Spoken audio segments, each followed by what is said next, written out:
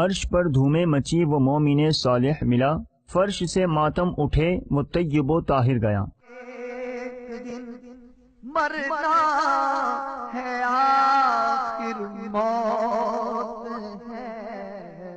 کہنا مرکز العلیہ لاہور میں قائم دعوت اسلامی کے جامعۃ المدینہ کے سینئر استاد و ناظم خلیل مدنی پچھلے دنوں روڈ ایکسیڈنٹ میں شدید زخمی ہو کر اسپتال میں زیر علاج تھے۔ بروز بدھ 9 مئی 2018 بمطابق 22 شعبان المعظم آپ اس دنیا فانی سے کوچ کر گئے۔ انا للہ و انا الیہ راجعون۔ ان کی نماز جنازہ میں بڑی تعداد میں جامعۃ المدینہ کے طلباء، اراکین شورا، دعوت اسلامی کے ذمہ داران اور دیگر عاشقان رسول نے شرکت کی۔